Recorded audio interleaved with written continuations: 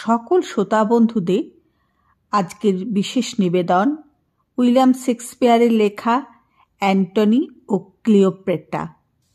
প্রাসাদের এক নিভৃত কক্ষে অ্যান্টনির বন্ধু ডেমেট্রিয়াস অ্যানেবার বাস এবং সিজারের বন্ধু ফাইলো বাক্যলাপে মগ্ন। কথা প্রসঙ্গে ফাইলো বললেন, একদিন যে যুদ্ধক্ষেত্রে সবচেয়ে বেশি আনন্দ পেতেন, আজ তার সর্বক্ষণের চিন্তা ওই কৃষ্ণাঙ্গী। এখন আর তার মনে যুদ্ধের দামামা উন্মাদনা সৃষ্টি করে না।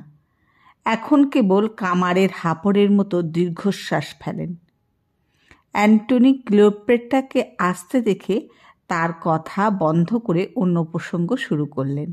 ক্লিওপেট্রা বললেন, তুমি আমাকে কত ভালোবাসো বলো না? অ্যান্টনি মুচকি হেসে বললেন, যে ব্যক্তি ভালোবাসে তার পক্ষে কি আর বলা সম্ভব সে কতখানি ভালোবাসে? যে প্রেম সীমাহীন তাকে কি আর গণ্ডি কেটে সীমারেখা দেয়া যায়? তবু একটা না একটা সীমা তো থাকেই। দীর্ঘশ্বাস ফেলে অ্যান্টনি বললেন, সীমার খোঁজ করতে হলে নতুন একটা আকাশ, নতুন পৃথিবীর খোঁজ করতে হবে। আমার প্রেমকে এই পৃথিবীর সীমার মধ্যে আবদ্ধ রাখা সম্ভব নয় প্রেয়সী। এমন সময় এক প্রহরী এসে জানালো, রোম থেকে এক দূত এসেছে। এমন একটা আনন্দমুখর মুহূর্তে দূতের আগমন বার্তা পেয়ে অ্যান্টনির মুখে বিরক্তির ছাপ ফুটে উঠল। অকস্মাৎ তার মানসিক অবস্থা এমন হয়ে দাঁড়ালো যে দূতকে ফিরিয়েই দেবেন। ক্লিওপেট্রা বললেন, প্রিয়তম, বিরক্ত হও না, দূতকে ডেকে তার বক্তব্য শোনো। খুব গুরুত্বপূর্ণ কোনো খবরও তো থাকতে পারে। আমি তো তোমারই রইলাম, থাকবও চিরদিন। মুহূর্তকাল নীরবে ভেবে ক্লিওপেট্রা আবার বললেন, তুমি কতদিন বাড়ি ছাড়া? তোমার অদর্শনে তোমার প্রেয়সী ক্ষুব্ধ। আবার সিজারও তো কোনো জরুরি বার্তা পাঠাতে পারেন। কর্তব্যকর্মে এমন করে অবজ্ঞা করলে ভবিষ্যতে অনুশোচনা আসতে পারে। অ্যান্টনি বললেন, যা খুশি হোক গে, আমি আজ কারো কথাই শুনতে চাই না। টাইবার নদীর স্রোতে রোম সাম্রাজ্য ধুয়ে মুছে সাফ হয়ে গেলেও আমার কিছুমাত্র আফসোস থাকবে না। তুমি আমার বর্তমান, ভবিষ্যৎ, সর্বস্ব আমার কাছে। সমগ্র পৃথিবীর ঐশ্বর্য আজ। আজ তুমি আমার একমাত্র ঐশ্বর্য, প্রিয়তমা। ক্লিওপেট্রা ঠোঁট টিপে হেসে বললেন, তুমি চাতুর্যের গুরু। তোমার কথা বিশ্বাস করব এত বোকা তো আমি নই। তুমি কিন্তু আমার সঙ্গে ঝগড়া করার জন্যই এসব কথা বলছো। তবে তোমার সব কিছুর মধ্যে সৌন্দর্য রয়েছে, তাই সবই তোমার মুখে মানায়। তোমার কোনো কিছুই খারাপ নয়। তোমার সব কিছুই আমাকে মুগ্ধ করে, প্রিয়তমা। যাক, মিছে ঝগড়া মিছে করে মন প্রাণ বিষিয়ে তোলা সম্ভব নয়। অ্যান্টনির কাছে দূত এলো। অভিবাদন করে সে জানালো, প্রভু, আপনার স্ত্রী যুদ্ধক্ষেত্রে। অবশ্য তিনি এই প্রথম যুদ্ধক্ষেত্রে পা দিলেন। অ্যান্টনি বললেন, কার বিরুদ্ধে যুদ্ধ করবে? আমার সহোদর লুসিয়াসের বিরুদ্ধে যুদ্ধ করতে বুঝি? আগে হ্যাঁ প্রভু, তবে যুদ্ধ শেষ হয়ে গেলে তারা নিজেদের মধ্যে মিটমাট করে নিলেন। তারপর তাদের দুজনের দল একত্রিত হয়ে সিজারের বিরুদ্ধে যুদ্ধ করতে গিয়ে দারুণভাবে হেরে গেছেন। অ্যান্টনি বললেন, তারপর? তারপর আর কি খবর রয়েছে বলো? পার্সিয়ার রাজা দিগ্বিজয়ে বেরিয়েছেন। তিনি একের পর এক দেশ জয় করে নিজের দেশের পতাকা উড়িয়ে দিয়েছেন। আর আপনি? আর আমি মার্ক অ্যান্টনি নিশ্চিন্ত, আরামে আমোদ আহ্লাদে লিপ্ত। এটাই তো তোমাদের অভিযোগ, কি বলো? ঠিক আছে, তোমার কথা তো শুনলাম। এবার দরজার দিকে ঘাড় ঘুরিয়ে বললেন, সিসিয়ান থেকে কোন দূত এসেছে পাঠিয়ে দাও। এবার সিসিয়ান থেকে আগত দূত ঘরে ঢুকে অ্যান্টনিকে অভিবাদন করে বলল, প্রভু, আপনার পত্নী অকস্মাৎ মারা গেছেন। মারা গেছেন? কোথায় কোথায় কিভাবে তার মৃত্যু হলো? সিসিয়ানে মৃত্যু হয়েছে। একটা চিঠি অ্যান্টনির দিকে এগিয়ে দিয়ে বললেন, এতেই সব লেখা আছে, পড়ে দেখুন। অ্যান্টনি স্বগতোক্তি করলেন, একটা মহীয়সী নারী, একটা মহৎ আত্মার সদ্গতি হয়ে গেল। হায়, অভাগিনী যতদিন বেঁচে ছিল নিদারুণভাবে তাকে উপেক্ষা করেছি, অবাঞ্ছিতা জ্ঞান করে দূরে ঠেলে রেখেছি। এখন মৃত্যুর সংবাদ পেয়ে মন ডুকরে কেঁদে উঠতে চাইছে। ভেবেছিলাম তার মৃত্যু সংবাদ আমার অন্তরের অন্তঃস্থলে পুলকের সঞ্চারই করবে। আমি খুশি হব, আমাকে সুখী করবে। কিন্তু এই যে দেখছি বিপরীত প্রতিক্রিয়া। আজ বুঝছি এই মায়াবিনীর সংসর্গ আমাকে ছাড়তেই হবে। এখানে পড়ে থাকায় আমার যে কি সর্বনাশ ঘটে গেছে, আরও কত কি যে ঘটবে তাই বা কে জানে। হায় মায়াবিনী! তাঁর কথা শেষ হবার আগে তারই বন্ধু এনোবারবাস অকস্মাৎ সেখানে উপস্থিত হলেন। তাকে দেখে অ্যান্টনি বলে উঠলেন, বন্ধু, আমি শীঘ্রই এই জায়গা ছেড়ে চলে যাব। সে কি কথা, চলে যাবেন? এ যে রীতিমতো ভয়ানক কথা। প্রেমিকারা এখানে তাদের খুন করতে চাইছেন। আমাকে চলে যেতেই হবে। আমার আর এখানে পড়ে থাকা মোটেই সঙ্গত নয়। আমার স্ত্রী ফুলভিয়ার আকস্মিক মৃত্যু ঘটেছে। সে কি বন্ধু, এমন একটা শুভ সংবাদ শুনে আপনি কোথায় মন খুলে আনন্দ করবেন তা নয় তো শোকে মুচড়ে পড়েছেন। খুবই শুভ লক্ষণ। দেবতারা একজনকে নিয়েছেন আর 10 হাতে প্রেমিকা জোগাবেন। আপনি বুঝছেন না এনোবারবাস? আমার রাজ্যে যেসব কাণ্ড ঘটে গেছে তারপর আর আমার পক্ষে রাজ্য ছেড়ে এখানে থাকা মোটেই উচিত নয়। ভালো কথা, কিন্তু এখানে আপনি যে কাণ্ড বাঁধিয়েছেন তাতে করে আপনার এখান থেকে যাওয়া অসম্ভব। মানে যেতে দেবে বলে তো আমার অন্তত মনে হয় না। আশা করি অস্বীকার করতে পারবেন না। ক্লিওপেট্রার প্রাণ আপনার এখানে অবস্থানের উপর নির্ভর করছে। বন্ধু, রসিকতা রেখে আমার যাত্রার ব্যবস্থা করুন। আর একটা কথা, পম্পি এবং তার সৈন্যরা সাগর অধিকার করে সিজারকে যুদ্ধে আহ্বান করেছে। প্রজারা পম্পির দিকেই ভিড়েছে। সব দিক বিচার করে আমাকে আজই স্বদেশাভিমুখে যাত্রা করতেই হবে। এদিকে আলেকজান্দ্রিয়ায় ক্লিওপেট্রার প্রাসাদে ক্লিওপেট্রা তার সহচরী চার্সিয়ান ও আইরাসের সঙ্গে বর্তমান পরিস্থিতি নিয়ে আলোচনায় লিপ্ত। ক্লিওপেট্রা বললেন, চার্মিয়ান, অ্যান্টনি কোথায় রে? যা না ভাই, একবারটি খুঁজে দেখায় না ভাই। কোথায় গেল আমার প্রাণপতি অ্যান্টনি? যদি সুস্থ থাকে আমায় জানাবি, আর যদি দেখিস অসুস্থ তবু আমাকে জানাতে ভুলবি না। চার্মিনা বললেন, সখী, তুমি যদি তোমাকে সত্যি মন প্রাণ দিয়ে ভালোবেসে থাকো তবে আমি বলি, ভালোবাসা তুমি দিতে জানো, কিন্তু কিভাবে নিতে হয় তা জানো না। একথা বলার কারণ, তিনি যাতে সুস্থ থাকেন, তোমার প্রতি আসক্ত থাকেন, সর্বদাই সে ব্যবস্থাই করা উচিত। তোকে নিয়ে আর পারি নে চার্মিনার। তোর ঘটে যে এতটুকুও বুদ্ধি নেই তা তো আগে জানতাম না। তোর কথা মতো চললে আমার প্রিয়তমকে সে হারাতে হবে রে। এমন সময় অ্যান্টনি সেখানে উপস্থিত হলেন। তার মুখে বিষণ্ণতার সুস্পষ্ট ছাপ।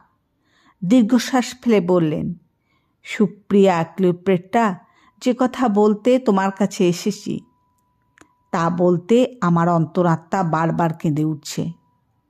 ক্লিওপেট্রা বললেন, আমি শুনেছি তোমার স্ত্রী জরুরি তলব পাঠিয়েছেন।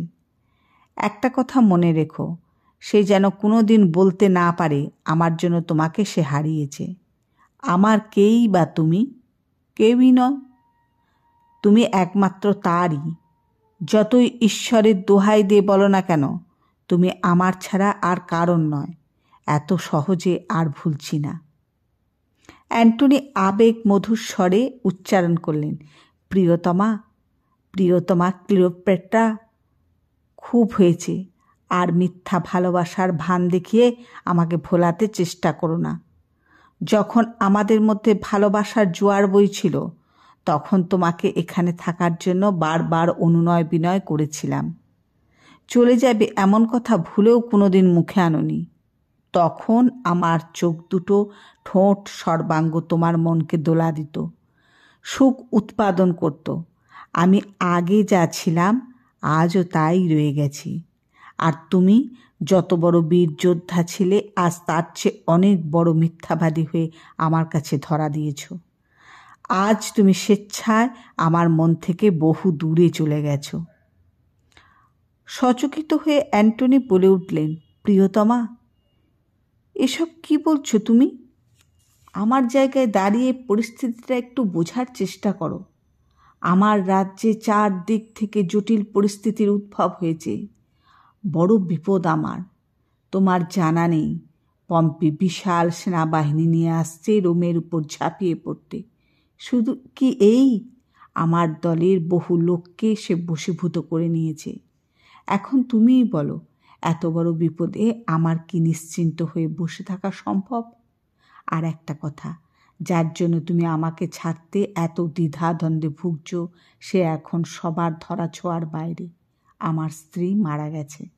একটা মিথ্যাকে ঢাকতে, এত বড় একটা মিথ্যা কথা বলতে তোমার মুখে এতটুকু আটকালো না? তোমার স্ত্রী মারা গেছে আমাকে বিশ্বাস করতে বলো? অ্যান্টনি চিঠিটা ক্লিওপেট্রার দিকে এগিয়ে দিয়ে বললেন, এটা পড়ে দেখো, সত্যি মিথ্যার পরখ হয়ে যাবে। চিঠিটা চোখের সামনে ধরেই ক্লিওপেট্রা রীতিমতো গর্জে উঠলেন, এ কি অমানবিক আচরণ তোমার! স্ত্রী মারা গেছে অথচ তোমার চোখে এক ফোঁটা জলও নেই। বুঝতে বাকি নেই, আমি মারা গেলেও তুমি এমনই নিশ্চিন্ত হবে, দুফোঁটা চোখের জল ফেলারও সময় পাবে না। কী সব যা তা বলছো? এসব কথা বলার সময় এটা নয় প্রিয়া। শুধু এটুকুই বলতে পারি, আমি আগে যেমন তোমার দাস ছিলাম আজও তেমনই আছি, আর ভবিষ্যতেও থাকব। ক্লিওপেট্রার মধ্যে নিদারুণ অস্থিরতা দেখা দিল। তিনি অস্থিরভাবে চেঁচিয়ে উঠলেন, আমার দম বন্ধ হয়ে আসছে, বড্ড কষ্ট, আর পারছি না। দরজা জানলা সব খুলে দাও, বাতাস, মুক্ত বাতাস। তাকে কথাটা শেষ করতে না দিয়ে অ্যান্টনি বলতে আরম্ভ করলেন, প্রিয়তমা, প্রেয়সী আমার, কেন মিছে এমন করছো? নিজে কষ্ট পাচ্ছ, আমাকেও কষ্ট দিচ্ছ। তোমাকে কতখানি ভালোবাসি তা তোমার মনকেই প্রশ্ন করো, জবাব পেয়ে যাবে। তুমি যে চলে যাবে তা আমার আগেই জানা ছিল। যাবার আগে আমার মুখ থেকে একটা কথা শুনে যাও। যেখানে গেলে তুমি সম্মান প্রতিপত্তি পাবে সেখানেই যাও। প্রিয়তম, এ অভাগিনীর কথায় কিছু মনে করো না যেন। ঈশ্বর তোমার মঙ্গল করুন। যাও, চলে যাও তুমি। আর এক মুহূর্ত আমার কাছে থেকে তোমার অমূল্য সময় নষ্ট করো না। যাও, দয়া করে চলে যাও। রোম নগরী, সিজারের প্রাসাদ। সিজার এবং রোম সাম্রাজ্যের নায়ক লিপাইডাস সিজারের প্রাসাদের মন্ত্রণা কক্ষে বাক্যালাপে মগ্ন। সিজার বললেন, শুনুন, লিপাইডাস, অ্যান্টনিকে ঘৃণা করার এতটুকু প্রবৃত্তি আমার নেই। দূতের মুখে শুনলাম তিনি মহানন্দে মেতে রয়েছেন। দূতের কথায় কিছুমাত্র আমলও তিনি নাকি দেননি। এই সাম্রাজ্যের অংশীদার যে দুজন সেদিকেও তার খেয়াল নেই। আশ্চর্য! দেখুন, আমার মতে অ্যান্টনি তার অধিকাংশ দোষই পূর্বপুরুষদের কাছ থেকে উত্তরাধিকার সূত্রে লাভ করেছেন। আপনি কিন্তু তার দোষগুলোর ব্যাপারে একবারই অন্ধ। তিনি সুরা ও নারী সঙ্গ নিয়ে মশগুল হয়ে থাকবেন, আর রাজ্য রক্ষার দায় দায়িত্ব সবই আমাদের ঘাড়ে। দেশের সাম্প্রতিক বিপদে চারিদিকে হায় হায় পড়ে গেছে, আর তিনি নাকে তেল দিয়ে নিশ্চিন্তে জীবনের ভোগ লালসা নিয়ে মেতে রয়েছেন। এমন সময় এক দূত এসে যথোচিত অভিবাদন সেরে নিবেদন করল, জলপথে পম্পির ক্ষমতা অস্বাভাবিক বৃদ্ধি পেয়েছে। বহু লোক তাকে সমর্থন করছে। আবার নৌযোদ্ধা মেসাস এবং মেনিক্রিটিস সমুদ্র তীরবর্তী মানুষদের মধ্যে ত্রাসের সঞ্চার করছে। তারা অবাধে লুণ্ঠনে মত্ত। বাণিজ্য তরী তাদের উৎপাতে আর সাগর মুখ হচ্ছে না। সিজার ব্যস্ততা প্রকাশ করে বললেন, আমাদের আর সময় নষ্ট করা মোটেই উচিত নয়। এই সময়ে অ্যান্টনির উপস্থিতি একান্ত অপরিহার্য। তিনি সৈন্যদের প্রস্তুত হতে নির্দেশ পাঠালেন।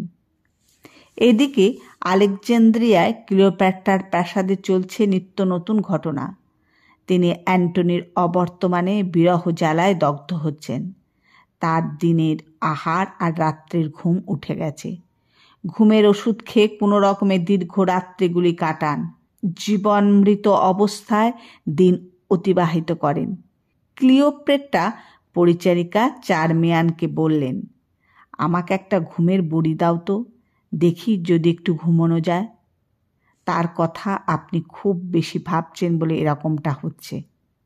বলো তো, আমার প্রিয়তম এখন কোথায়, কি করছে? দাঁড়িয়ে না বসে, নাকি ঘুরে বেড়াচ্ছে, বলতে পারিস?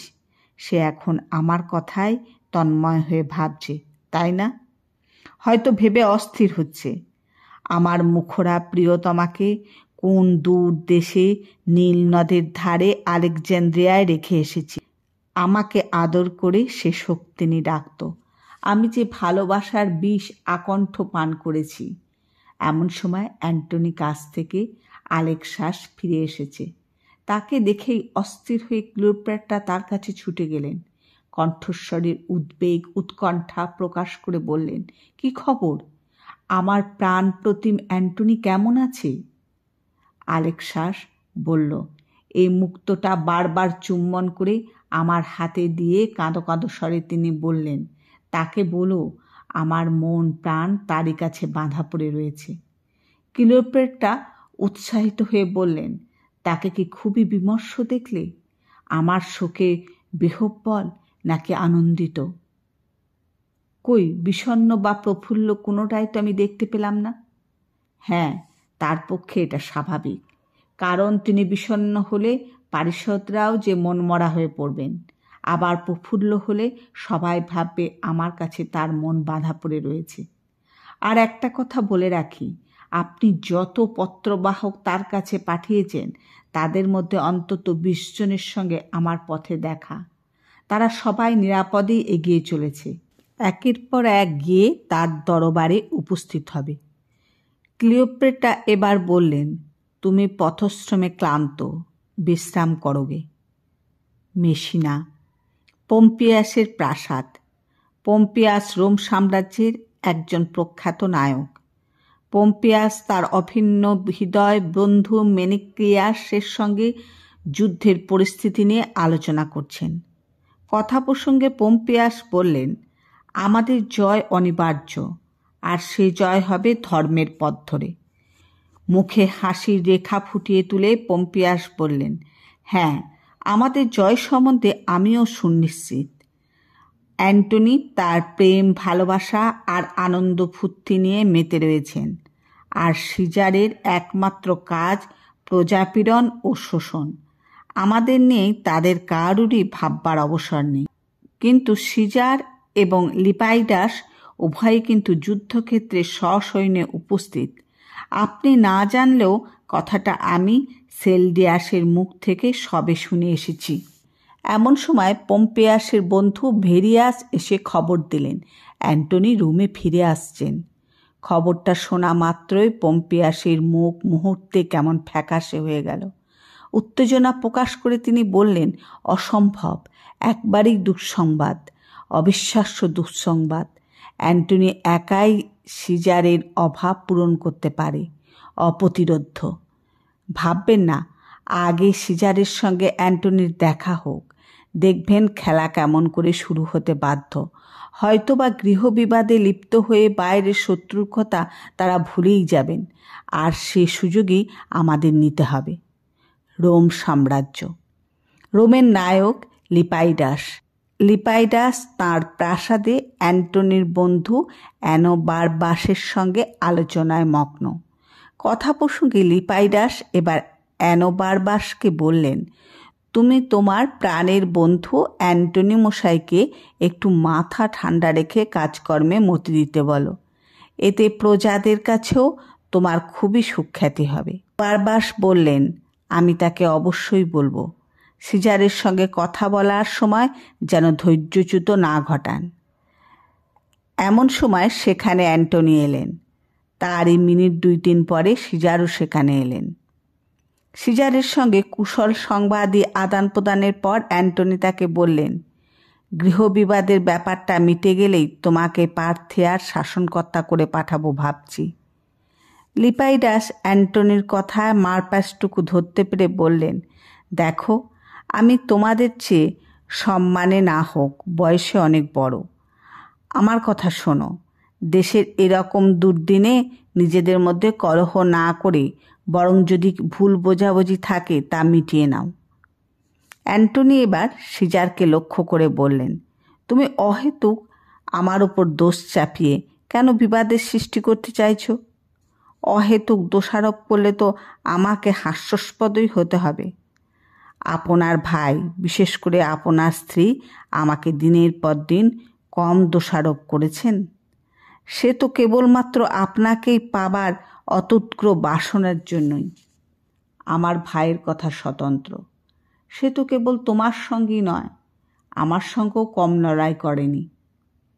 আর আমার স্ত্রীর কথাই যদি বলো, তবে আমাকে বলতেই হয়, তার মতো তেজস্বিনী স্ত্রীর পাল্লায় যদি পড়তে, তবে বুঝতে সে শাসন একবারেই বাইরের ছিল।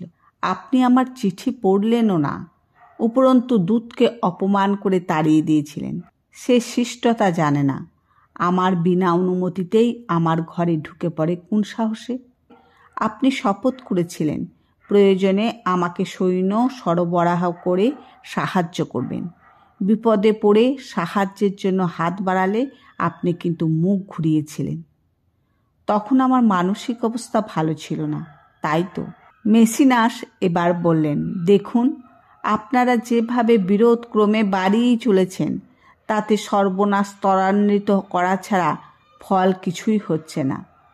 আমি বুড়ো মানুষ হয়ে অনুরোধ করছি, দেশের এই রকম ঘোরতর বিপদের সময় আপনারা কাঁধে কাঁধ লাগিয়ে আগে দেশকে বাঁচান, পরে না হয় বিবাদের অবশিষ্টটুকু সেরে নেবেন। এগ্রিপ্পা বললেন, যদি অপরাধ না নেন তবে একটা কথা বলি। এবার সিজারের দিকে ফিরে বললেন, আপনার তো বিবাহযোগ্য একটা বোন রয়েছে, তাকে যদি অ্যান্টনির হাতে তুলে দেন তবে সদ্য পত্নীহারা। সিজার চোখ দুটো কপালে তুলে বললেন, কি সর্বনেশে কথা! ক্লিওপেট্রা জানতে পারলে কেবলমাত্র অ্যান্টনি মহাশয়েরই নয়, আমারও ধর থেকে মাথা নামিয়ে দেবে যে। শেষ পর্যন্ত মেসিনাস এবং এগ্রিপ্পা অনেক কথাবার্তার পর অ্যান্টনিকে ব্যাপারটা সম্বন্ধে রাজি করালেন। অ্যান্টনির সম্মতি পেয়ে সিজার প্রসন্ন মুখে বললেন, তবে তো মঙ্গলের কথাই বটে। আমার বোন আপনার হয়ে থাকলো, ফলে আপনার আর আমার মধ্যে হৃদ্রতার সেতুবন্ধন হয়ে থাকবে। এতে আমরা পরস্পরের সান্নিধ্যে মহাবলের অধিকারী হয়ে উঠব। রোম নগরী। নগরীর কেন্দ্রস্থলে সিজারের প্রাসাদ, সুরম্য অট্টালিকা। প্রাসাদের এক নিভৃত কক্ষে অ্যান্টনি আর সিজারের বোন অক্টোভিয়া নিভৃতে আলোচনায় লিপ্ত। তারা সবে গির্জায় গিয়ে জাঁকজমকের মধ্য দিয়ে বিয়ে মিটিয়ে এসেছেন। অ্যান্টনি সদ্য বিবাহিতা স্ত্রীকে আলিঙ্গনাবদ্ধ করলেন। সে অবস্থাতেই ভাব বিমুগ্ধ কণ্ঠে তাকে বললেন, কথা দিচ্ছি, শুধুমাত্র কাজ ছাড়া কোনো দিন মুহূর্তের জন্য তোমার বাহুবন্ধন থেকে নিজেকে দূরে সরিয়ে রাখব না। শোনো প্রিয়তমা, লোকে যত আমার কুৎসা রটনা করে বেড়ায়, আসলে আমি কিন্তু মানুষ হিসাবে ততটা খারাপ নই। ঈশ্বরের কাছে আমি তোমার কল্যাণ কামনা করে সর্বদাই প্রার্থনা করব। আসলে আমার অতীতের দিনগুলো কেটেছে নানা ঝুঁকি, ঝামেলা আর গোলমালের মধ্য দিয়ে। অক্টোভিয়া স্বামীর বাহুবন্ধনে আবদ্ধ থেকে এবার বললেন, আমি চিরদিন তোমার, একমাত্র তোমার হয়েই থাকবো প্রিয়তম। তুমি কাজের তাগিদে দূরে সরে থাকলেও চোখের আড়ালে থাকলেও মুহূর্তের জন্য তোমাকে মনের আড়াল করব না। এমন সময় এক পরিচারিকা এসে অ্যান্টনিকে খবর দিল গণৎকার অপেক্ষা করছেন। অ্যান্টনি স্ত্রীর কাছ থেকে কিছুক্ষণের জন্য বিদায় নিয়ে গণৎকারের সঙ্গে কথা বলার জন্য ঘর ছেড়ে বেরিয়ে এলেন। অ্যান্টনি গণৎকারের সঙ্গে 2-4 কথার মাধ্যমে শুভেচ্ছা বিনিময়ের পর তাকে জিজ্ঞাসা করলেন, আপনি গণনার মাধ্যমে বিচার করে বলতে পারবেন আমার আর সিজারের মধ্যে কার ভাগ্যের জোর বেশি?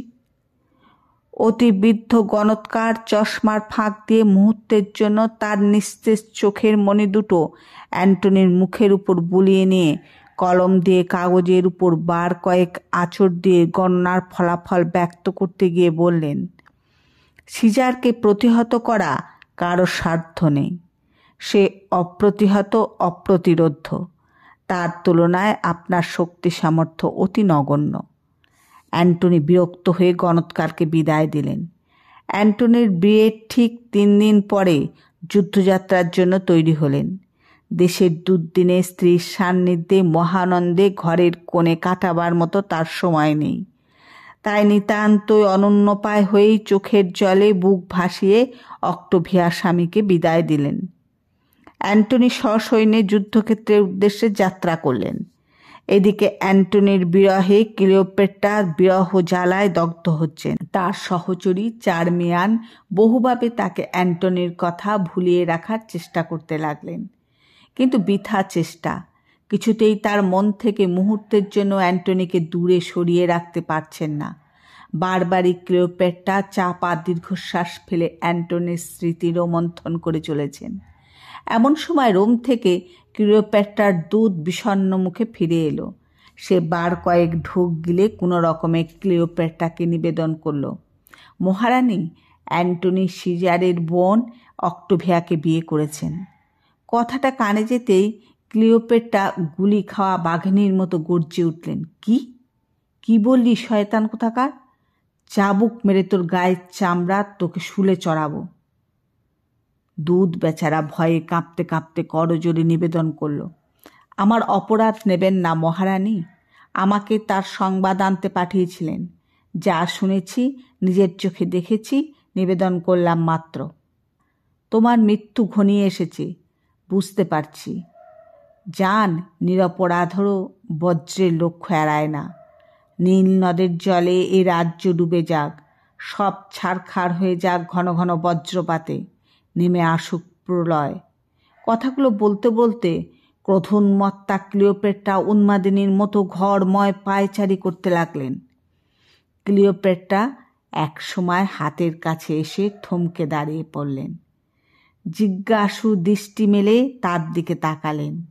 তারপর কেটে কেটে বলতে লাগলেন, হ্যাঁ রে, সিজারের বোন অক্টোভিয়া দেখতে কেমন? খুবই সুন্দরী বুঝি? রূপের আভায় পুরুষ মানুষের চোখ ঝলসে দেয়, তাই না? বয়স কত রে? তার স্বভাব, গায়ের রং, চুল, সব কিছুই আমি জানতে চাই। তুই যদি সত্যি তাকে দেখে থাকিস তবে এক এক করে সবই আমাকে বল। আমার বুকের আগুনকে আরও শতগুণ বাড়িয়ে দে। মাইসেনাসের নিকটবর্তী অঞ্চলে পম্পিয়াসের সেনাবাহিনী ঘন ঘন তুর্যধ্বনি করছে। যুদ্ধ শুরু করার পূর্ব মুহূর্তেই পম্পিয়াস, সিজার এবং অ্যান্টনি বৈঠকে মিলিত হয়েছেন, যদি আলোচনার মাধ্যমে রক্তক্ষয়ী যুদ্ধকে এড়ানো যায়। পম্পিয়াস আগ্রহান্বিত হয়ে বললেন, যদি বিনা রক্তপাতে আলোচনার মাধ্যমে আমাদের উদ্ভূত সমস্যা ও দ্বন্দ্বের একটা সন্তোষজনক মীমাংসা করা সম্ভব হয় তবে তাই করুন। সিজার বললেন, আমাদের অভিপ্রায়ের কথা তো আগেই পত্র মারফত আপনাকে জানিয়ে দিয়েছি। পম্পিয়াস ম্লান হেসে বললেন, আপনারাই বলুন, আমি পিতৃহত্যার প্রতিশোধ গ্রহণের সুযোগ পেয়েও কেন তা হাতছাড়া করব? সে প্রতিশোধ গ্রহণের জন্যই আমার এই যুদ্ধের আয়োজন। দেখুন, পুরনো কাসন্দি ঘেঁটে লাভ নেই। আমাদের প্রস্তাবে আপনি যদি সম্মত থাকেন বলতে পারেন। ম্লান হেসে পম্পিয়াস বললেন, ঠিক আছে, আপনার প্রস্তাবে আমি সম্মতি দিচ্ছি। এবার অ্যান্টনির দিকে ফিরে বললেন, আপনার উপর আমার ধৈর্যচ্যুত ঘটেছিল সত্য। আপনি হয়তো জেনে থাকবেন, আপনার ভাই যখন সিজারের সঙ্গে যুদ্ধে লিপ্ত হয়েছিলেন, তখন আমি আপনার ভাইকে আমার প্রাসাদে আতিথ্য গ্রহণের সুযোগ দিয়েছিলাম। সবই জানি, তার মুখেই পরবর্তীকালে শুনেছি। আপনার মহানুভবতার জন্য আমি কৃতজ্ঞও বটে। তবে আর মিছে দ্বন্দ্বে লিপ্ত হয়ে লাভ কি? আসুন আমরা অতীতকে ভুলে পরস্পরের মধ্যে বন্ধুত্বের সূত্রে আবদ্ধ হই। কথা বলতে বলতে পম্পিয়াস এগিয়ে গিয়ে অ্যান্টনিকে আলিঙ্গন করলেন। এদিকে রোম নগরীতে সিজারের প্রাসাদ। যুদ্ধের দামামা বন্ধ হয়ে গেছে। রোম সাম্রাজ্যে নেমে এসেছে হৃত শান্তি। অ্যান্টনি যুদ্ধ মিটে যাওয়ায় স্বদেশে প্রত্যাবর্তনের প্রস্তুতি নিচ্ছেন। সদ্য বিবাহিতা স্ত্রী অক্টোভিয়াকে নিয়ে নিজ রাজ্যে ফিরলেন। অ্যান্টনি তার স্ত্রী অক্টোভিয়ার সঙ্গে যাত্রার ব্যাপারে কথাবার্তা বলছেন। এমন সময় সিজার সেখানে এলেন। সিজার বোনের সঙ্গে আসন্ন বিচ্ছেদ বেদনায় কাতর কণ্ঠে বললেন, আমার আদরের একমাত্র বোনকে আপনার হাতে তুলে দিলাম। আজ আপনি তাকে নিয়ে নিজের দেশে যাত্রা করছেন। আমার স্বনির্বন্ধ অনুরোধ, তাকে অনাদর অবহেলা করে আমার মনে ব্যথার সঞ্চার করবেন না। সিজার এবার অক্টোভিয়ার দিকে ফিরে ভারী গলায় বললেন, বোন আমার, পতির আদর যত্নে যেন কিছুমাত্র কম না হয়। তোমাকে হতে হবে নারীর আদর্শ। সিজার এবার অ্যান্টনির দিকে ফিরে বললেন, ভুলবেন না, আপনার সঙ্গে এরকম সম্বন্ধ স্থাপিত না হলেই বরং আমাদের মধ্যে বন্ধুত্বের ভাব দীর্ঘস্থায়ী হতো। কিন্তু এখন থেকেই সামান্য ত্রুটি বিচ্যুতি হলেই মন কষ্টে ভরে উঠবে, আমাদের উভয়ের মনই বিদ্বেষে ভরে উঠবে। অ্যান্টনি বললেন, আপনি আমাকে অবিশ্বাস করলে আমি শুধুমাত্র মনে ব্যথাই পাব না, রাগের সঞ্চার ঘটবে। তবে আপনাকে এটুকু কথা দিতে পারি, আমার দিক থেকে সামান্যতম ত্রুটিও থাকবে না। আপনার বোনের কোনো অমর্যাদা হবে না। প্রতিশ্রুতি দিয়ে আমরা আপনার কাছ থেকে বিদায় নিচ্ছি। এবার অক্টোভিয়াকে সম্বোধন করে বললেন, চলো, দেরি হয়ে যাচ্ছে, এবার যাত্রা করা যাক। সিজার বললেন, বোন আমার, আমার স্নেহের ভালোবাসা থেকে মুহূর্তের জন্য বঞ্চিত হবে না। অ্যান্টনি প্রেয়সী অক্টোভিয়াকে নিয়ে ঘর থেকে বেরোতে গিয়ে থমকে দাঁড়ালেন। সিজারের দিকে ঘাড় ঘুরিয়ে মুচকে হাসলেন। তারপর মুখের হাসির রেখাটুকু অক্ষুণ্ণ রেখেই বললেন, ভালোবাসার কথাই যদি তোলেন তবে কিন্তু আপনারই হার হবে। ভালোবাসার শক্তিতে আপনি আমার থেকে অবশ্যই হেরে যাবেন। আপনার বোনকে নিয়ে যাচ্ছি, আপনি ঘরে বসে ঈশ্বরের কাছে তার মঙ্গল কামনা করুন। বোন আমার, তোমাদের ভবিষ্যৎ জীবন সুখের হোক। অ্যান্টনি অক্টোভিয়াকে নিয়ে গাড়িতে উঠলেন। এদিকে আলেকজান্দ্রিয়ায় ক্লিওপেট্রা অ্যান্টনির বিরহ বেদনায় নিদারুণ অস্বস্তির মধ্যে প্রতিটি প্রহর কাটাচ্ছেন। একের পর এক দূত পাঠাচ্ছেন অ্যান্টনির খবর নিতে। তারা ফিরে এসে তার বিবাহিত জীবন, তার সহধর্মিণী অক্টোভিয়ার খবর দেয়া মাত্র উন্মাদিনীর মতো তাদের উপর নিদারুণ ক্ষেপে যান। এমনই অস্থিরতার মধ্য দিয়েই তার দিন কাটছে। এবার এক দূত অ্যান্টনি ও অক্টোভিয়ার খবর নিয়ে ফিরে এলো। দুরু দুরু বুকে সে এসে ক্লিওপেট্রার সামনে দাঁড়ালো। ক্লিওপেট্রা এতক্ষণ অস্থিরভাবে ঘরময় পাচারি করে বেড়াচ্ছিলেন। দূতকে দরজায় দেখেই ব্যস্ত পায়ে তার মুখোমুখি এসে দাঁড়ালেন। নিরবচ্ছিন্ন উদ্বেগ প্রকাশ করে বললেন, তুমি কি অক্টোভিয়াকে নিজের চোখে দেখেছ? যদি দেখে থাকো তবে কোথায় তাকে দেখেছ? হ্যাঁ, আমি নিজের চোখেই একবারে সামনে থেকে তাকে দেখেছি মহারানী, আর রোমেই তাকে দেখার সুযোগ পেয়েছিলাম। কেমন, সে কি লম্বায় আমার সমানই হবে নাকি বেশি? না মহারানী, তার উচ্চতা আপনার চেয়ে বেশি না।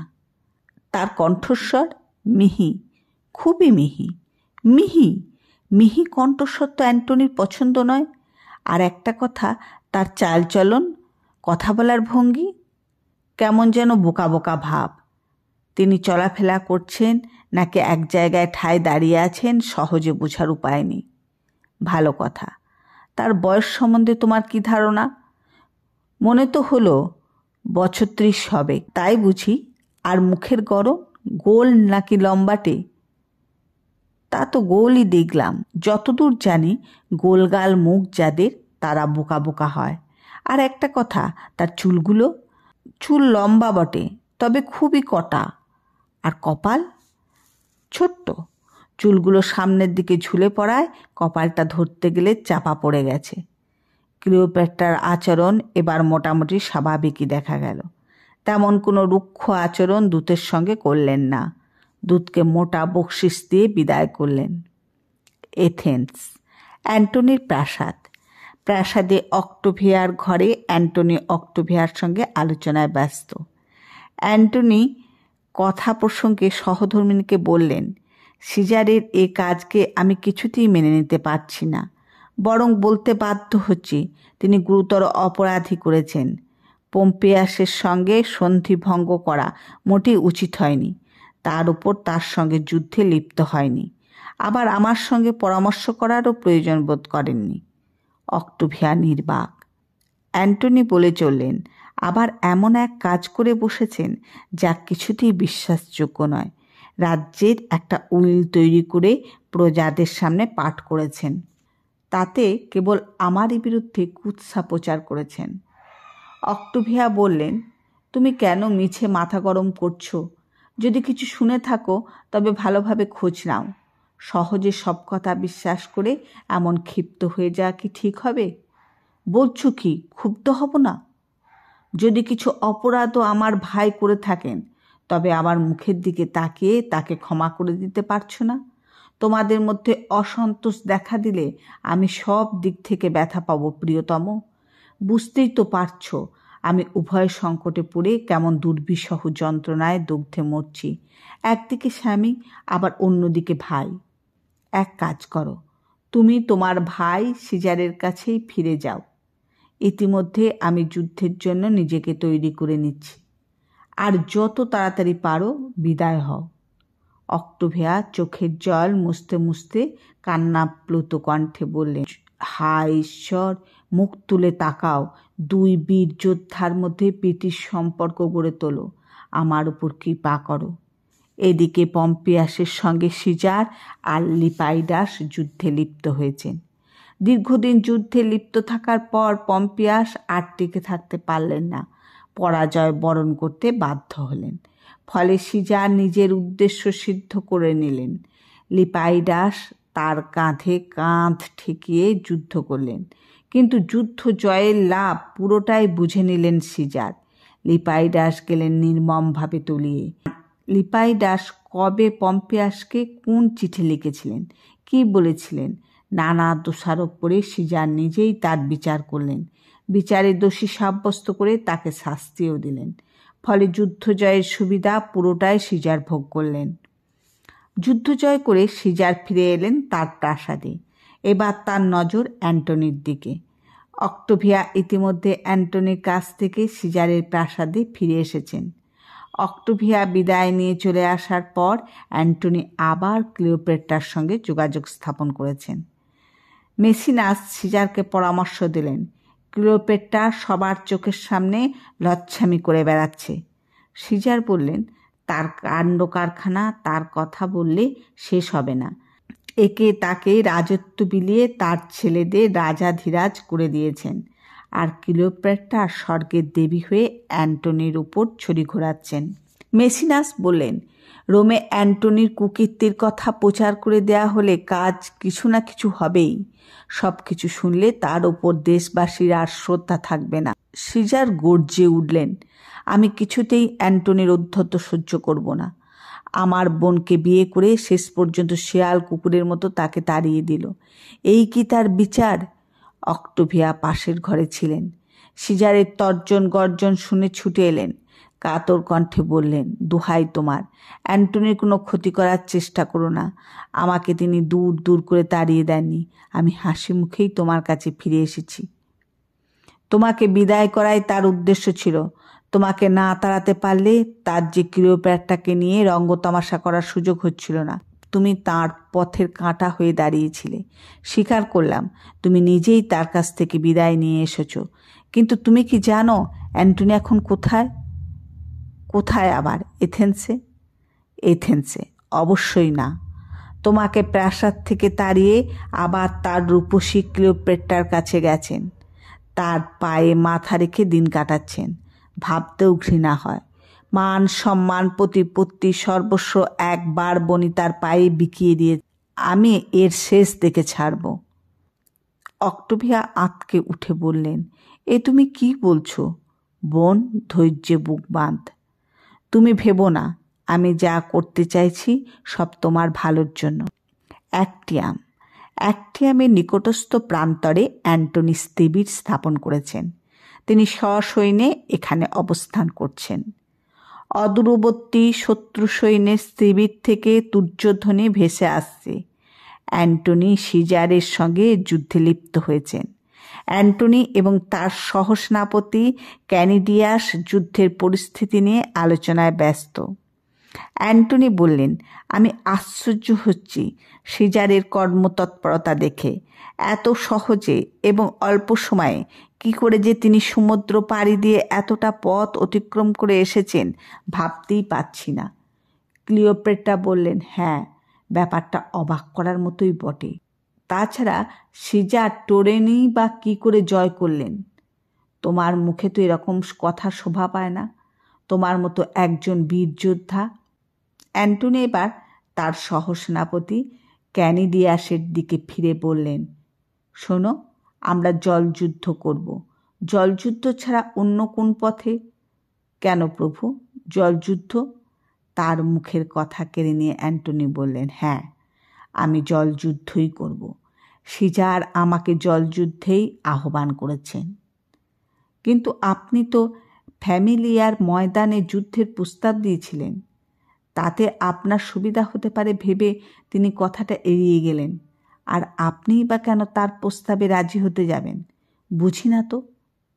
বারবাস এতক্ষণে মুখ খুললেন, মহারাজ, আপনার সৈন্যদলের অধিকাংশই স্থলযুদ্ধে অভ্যস্ত।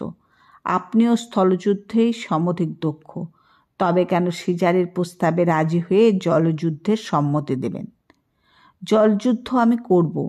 আমি মনস্থির করে ফেলেছি, জলযুদ্ধেই সিজারকে কাবু করব। অক্টোভিয়াস দ্বীপের কাছে আমি তার সঙ্গে মুখোমুখি হব। অ্যান্টনি বা ক্লিওপেট্রার হাত ধরে বললেন, প্রিয়তমা, আমার হাত ধরে সমুদ্রে ভাসবে চলো। সমুদ্রে যুদ্ধ চলাকালীন সর্বদাই আমার পাশে পাশে থেকে আমাকে প্রেরণা যোগাবে। তুমিই হবে আমার অধিষ্ঠাত্রী দেবী, জলদেবী। অ্যাক্টিয়ামের অদূরবর্তী অঞ্চল, প্রশস্ত ময়দান, যুদ্ধক্ষেত্র। সিজার নিজে সৈন্য পরিচালনা করছেন। সিজার সৈন্যদের বললেন, খবরদার, জল ছেড়ে স্থলে উঠবে না কেউ। স্থলে আক্রমণের চেষ্টা ভুলেও যেন না করো। জলযুদ্ধে সম্পূর্ণভাবে জয়লাভ না করা পর্যন্ত স্থল যুদ্ধে উত্তেজনা সৃষ্টি করলে সর্বনাশে চূড়ান্ত হয়ে যাবে। সৈন্যদের কর্তব্য সম্বন্ধে সচেতন করে দিয়ে তিনি বীর দর্পে এগিয়ে গেলেন। এদিকে অ্যান্টনিও তার সহযোগী যোদ্ধা অ্যানোবারবাস এর সঙ্গে পরামর্শ করতে গিয়ে বললেন, পর্বতে গায়ে যেখানে সিজারের সৈন্যদের জড়ো করা হয়েছে তার কাছাকাছি আমাদের শিবির গড়ে তোলা হোক। এনোবারবাস ঘাড় কাত করে সম্মতি জানালেন। অ্যান্টনি এবার প্রফুল্ল মনে সামনের তাঁবুগুলোর দিকে এগিয়ে গেলেন। আলেকজান্দ্রিয়ার ক্লিওপেট্রার প্রাসাদ। অ্যান্টনি তার অনুচরদের সঙ্গে কথা বলছেন। অ্যান্টনি বললেন, আজ আমি পৃথিবীর বোঝা স্বরূপ। পৃথিবী আমাকে আজ শতমুখে ধিক্কার দিচ্ছে। অস্থিরচিত্ত অ্যান্টনি বার কয়েক ঘরময় পায়চারি করে একসময় থমকে দাঁড়িয়ে পড়লেন। আবার আপন মনে বলতে লাগলেন, সত্যি পৃথিবীর কাছে আমি বোকা হয়ে দাঁড়িয়েছি। আমার ভার বহন করলে পৃথিবীর গৌরবহানি ঘটবে। আমার জীবনের পথ হারিয়ে গেছে। অন্ধকারে আমি জীবনের পথ হারিয়ে ফেলেছি। আজ সব পথই আমার সামনে রুদ্ধ। এমন সময় এরস এলেন। এরসকে দেখে অ্যান্টনি বলে চললেন, তুমি কি বলবে? আমি সবই জানি। সিজার ফিলিপির যুদ্ধে একবারও তরবারির কোষ মুক্ত করেননি, এই তো? এমন সময় সেখানে ক্লিওপেট্রা উপস্থিত হলেন। এরস বললেন, প্রভু মহারানী। এরসের মুখের কথা শেষ হবার আগেই অ্যান্টনি কাতর স্বরে বলতে লাগলেন, রানী, এ কি হলো? আমাকে তুমি কোথায় এনে ফেললে বলো তো? আজ লজ্জায়, ঘৃণায় আর অপমানে আমি তোমার দিকে ঘাড় ফেরাতে পারছি না। আমাকে কোথায়? তাকে মাঝপথে থামিয়ে দিয়ে ক্লিওপেট্রা বললেন, প্রভু আমাকে ক্ষমা করে দাও। আমি পালিয়ে গিয়েছিলাম ভয়ে। হ্যাঁ, ভয়ে আমি পালিয়েছিলাম। তুমি আমার পিছনে আসছো কল্পনা করতে পারিনি। বাজে কথা, আমি বিশ্বাস করি না।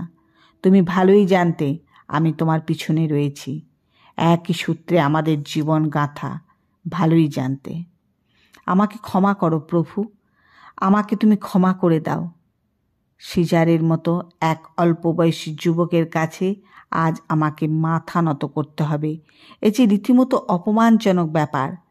প্রিয়তমা, আজ তোমার চোখের জল আমার যাবতীয় দুঃখ বেদনাকে তুচ্ছ করে দিচ্ছে। একটিবার তোমাকে চুম্বন করতে চাই প্রিয়তমা।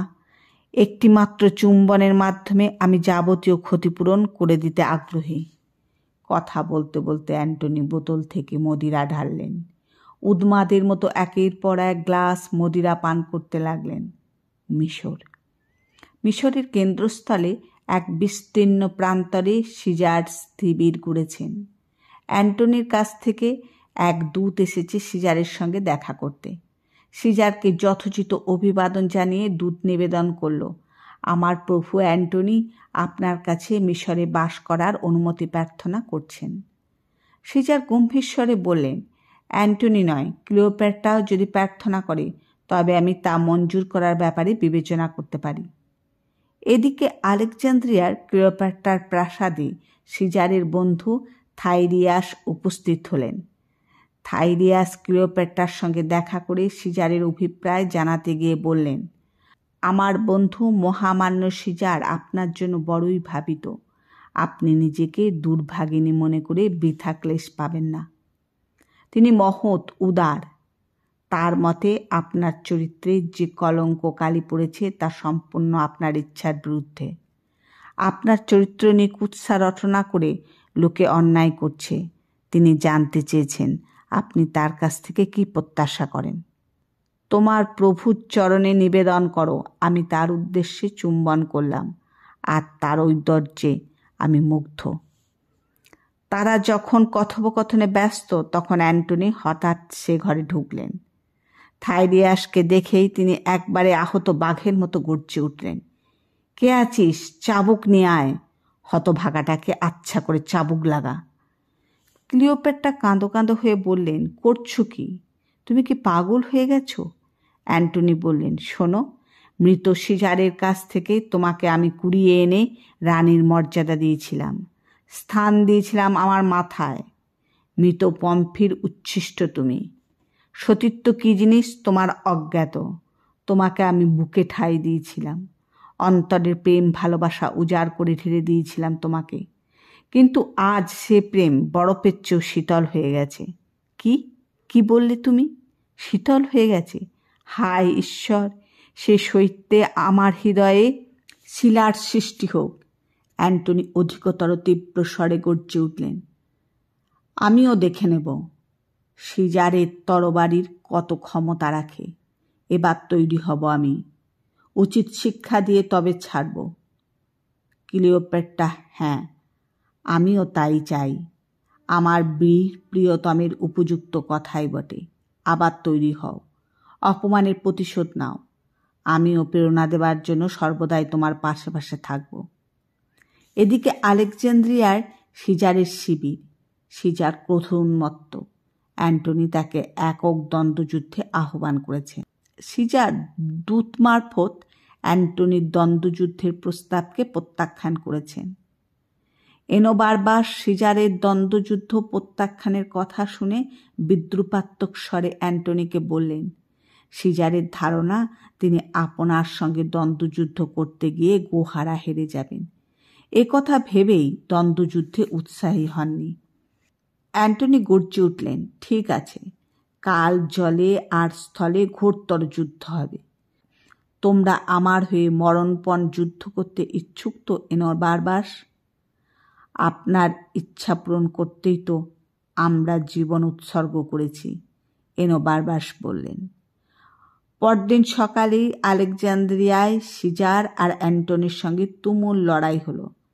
সেনাপতির উপর সিজারের কঠোর নির্দেশ, অ্যান্টনিকে যে করেই হোক জীবিত অবস্থায় বন্দি করে শিবিরে নিয়ে আসতে হবে। এদিকে অ্যান্টনি যুদ্ধ করতে করতে এক সময় দেখেন সিজার যুদ্ধক্ষেত্রে অনুপস্থিত, শিবিরে চলে গেছেন। অ্যান্টনি প্রসন্ন মুখে ক্লিওপেট্রার কাছে গিয়ে বললেন, প্রিয়তমে, শত্রুদের নিধন করে আবার তোমার বুকে ফিরে এসেছি। বয়স হলেও বহু যুবকের চেয়েও অনেক বেশি শক্তি ধরে আমার এই তরবারিটা, প্রমাণ তো পেলেই। এদিকে সিজার তার সেনাপতিদের সঙ্গে আলোচনায় বসলেন। তিনি সিদ্ধান্ত নিলেন অ্যান্টনি নিজে আক্রমণ না করলে তাঁরা স্থলযুদ্ধে লিপ্ত হবেন না। জাহাজ বোঝাই করে তিনি যাত্রা করলেন উপত্যকা ভূমি অধিকার করার জন্য। সেখানে থাকতে পারলে যুদ্ধ করার বহু সুবিধা।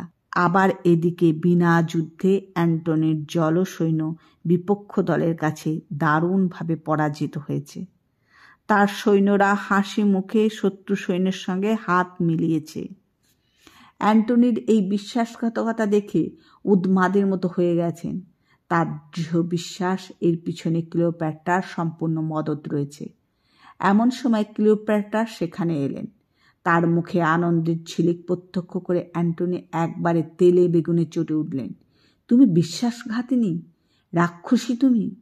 যাও, সিজারের হাত ধরে মহানন্দে রোমের প্রাসাদে চলে যাও। তুমি নারী জাতির কলঙ্ক। তোমাকে সিজার রথের পশ্চাতে বেঁধে টানতে টানতে নিয়ে যাক রোমের প্রাসাদ পর্যন্ত। তোমার সৌন্দর্য দেখিয়ে রোমে দু হাতে অর্থ উপার্জন করতে পারবে। যাও, চলে যাও আমার সামনে থেকে। ক্লিওপেট্রা বেদনাতুর মুখে সেখান থেকে ধীর পায়ে চলে গেলেন। ক্লিওপেট্রা কয়েক পা যেতেই চারমিয়ান গুটি গুটি করে তার কাছে গেলেন।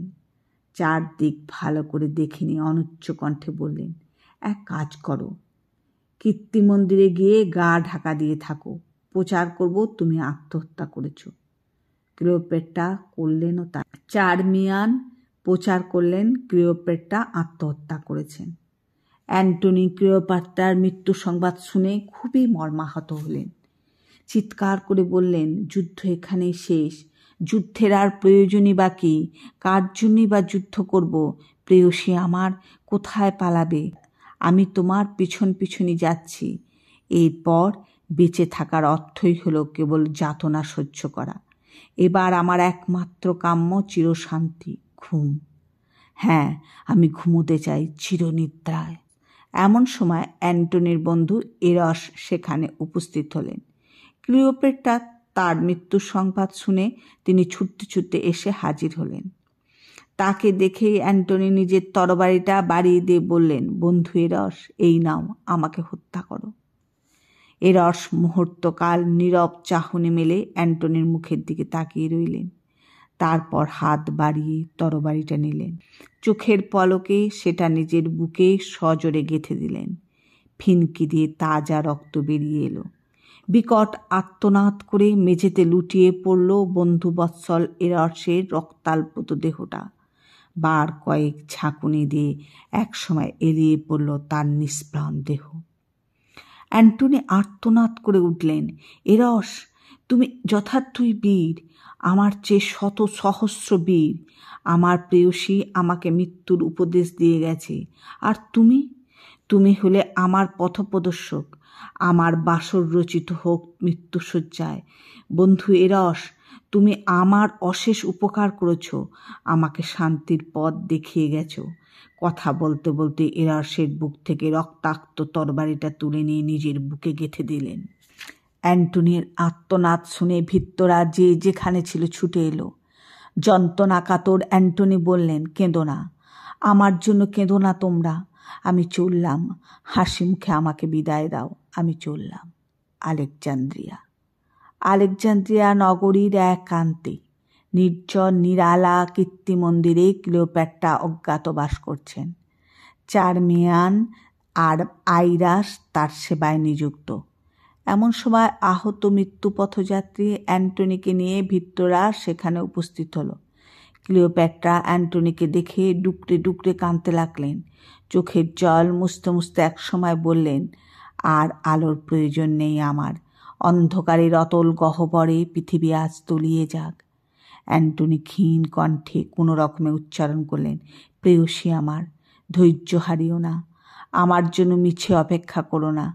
সিজারের কাছে আমি হার মানিনি, আমি নিজেকে জয় করেছি, আজ আমি আত্মজয়ী।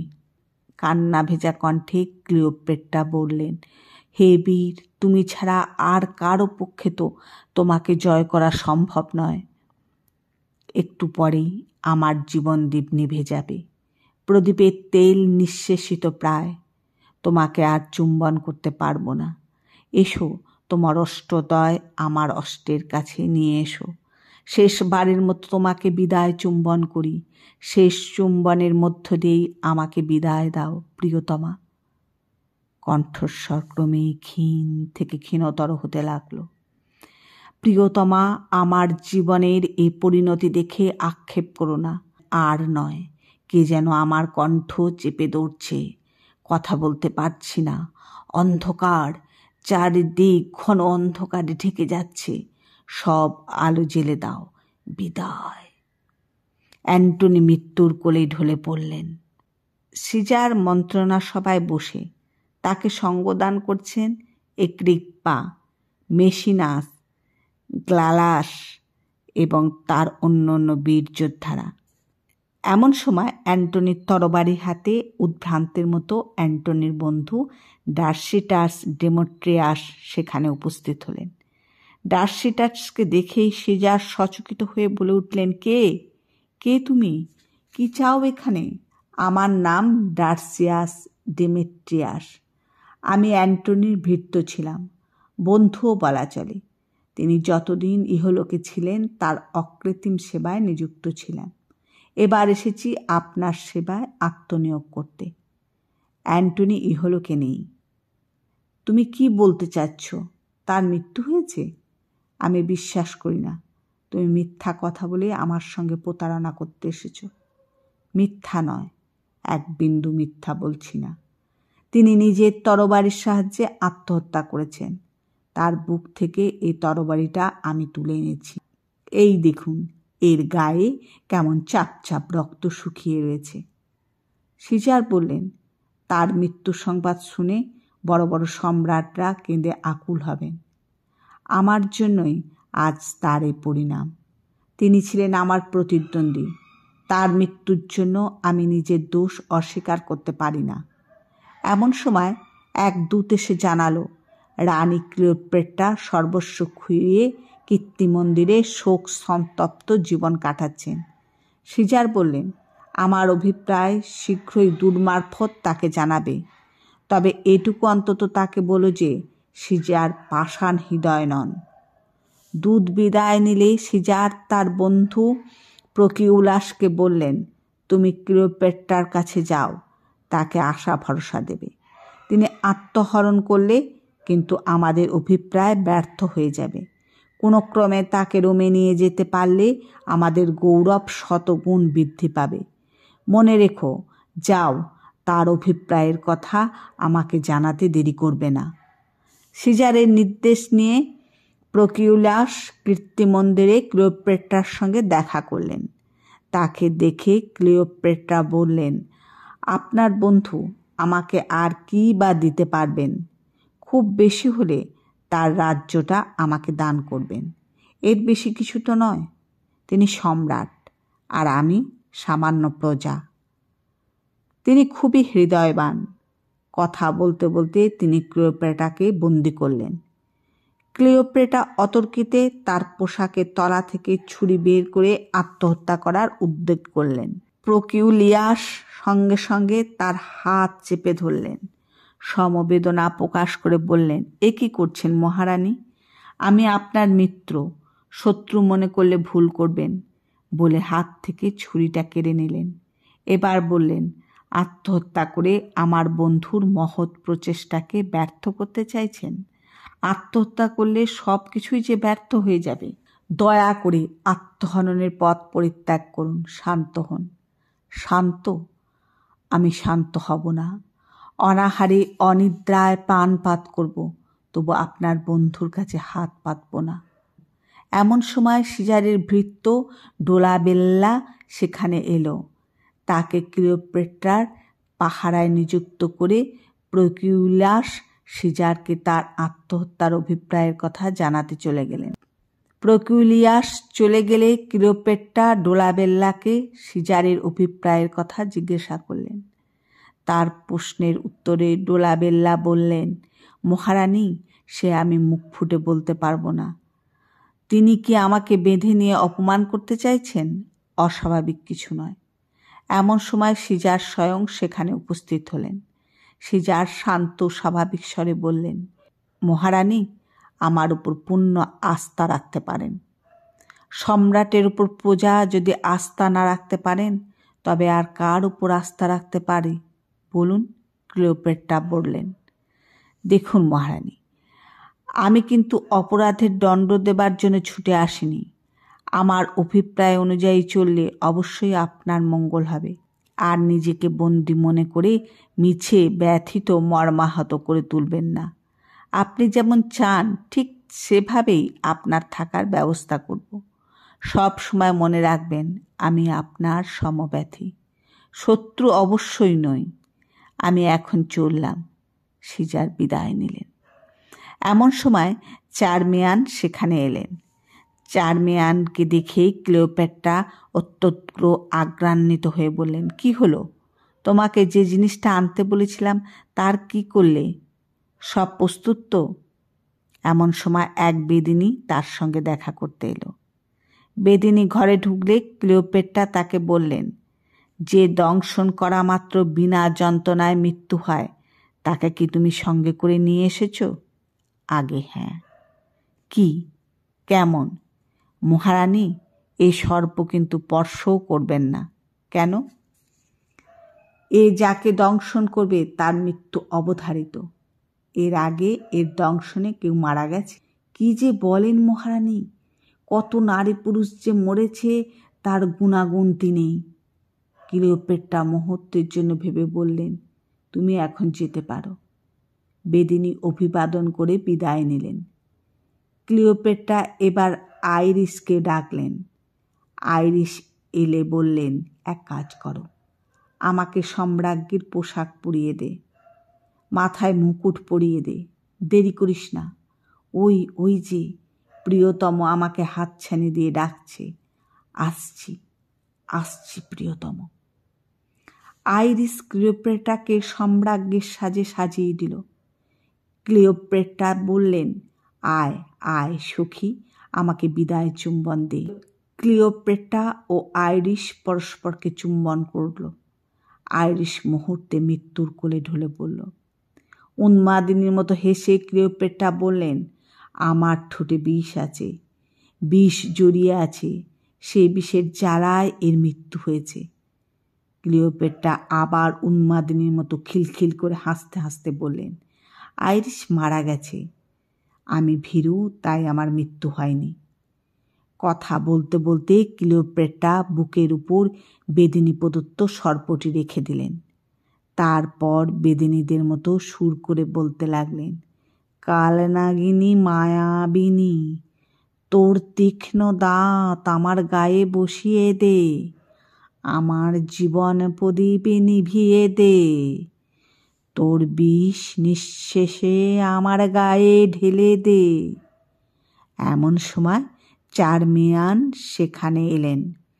ক্লিওপেট্রার বুকের উপর কালনাগিনীকে দেখা মাত্র বিকট আর্তনাদ করে উঠলেন। বিষধর সাপটা ক্লিওপেট্রার বুকে সজোরে ছোবল বসিয়ে দিল। চার্মিয়ান চিৎকার করে লোক জড়ো করার জন্য সবে মুখ খুলছেন, অমনি ক্লিওপেট্রার বিষ জ্বালায় চোখ মুখ বিকৃত করে ক্ষীণ কণ্ঠে কোনো রকমে উচ্চারণ করলেন, চুপ, চেঁচাস না, এ যে আমার সন্তান, আমার বুকের উপর শুয়ে স্তনপান করছে। কয়েক মুহূর্তের জন্য ক্লিওপেট্রা নীরব হলেন। তাঁর সর্বাঙ্গে বিষ ক্রমে ছড়িয়ে পড়তে লাগলো। ক্লিওপেট্রা ক্ষীণ কণ্ঠে বলতে লাগলেন, চার্মিয়ান, ঘুম, বড্ড ঘুম পাচ্ছে, ঘুমে চোখ দুটো জড়িয়ে আসছে, ঘুম, আমি ঘুমোবো, প্রিয়তম আসছি, একটু অপেক্ষা করো, আমি তোমার কাছেই যাচ্ছি, বিরহ জ্বালা যে বিষ জ্বালার চেয়েও যন্ত্রণাদায়ক, কি মর্মান্তিক, আসছি, আসছি প্রিয়তম, আসছি। ক্লিওপেট্রা মৃত্যুর কোলে ঢলে পড়লেন। বিষক্রিয়ায় নীলচে হয়ে আসা তার শরীরটা নেতিয়ে পড়ল। শেষ, সব শেষ। সিজারের নির্দেশে ক্লিওপেট্রার নশ্বর দেহটাকে অ্যান্টনির পাশেই সমাধিস্থ করা হলো। উইলিয়াম শেক্সপিয়ারের লেখা অ্যান্টনি ও ক্লিওপেট্রা নাটকটি পাঠ করে শোনালাম। ভিডিওটি প্রথম থেকে শেষ পর্যন্ত শোনার জন্য সকল শ্রোতা বন্ধুকে ধন্যবাদ। সকলে ভালো থাকবেন, সুস্থ থাকবেন।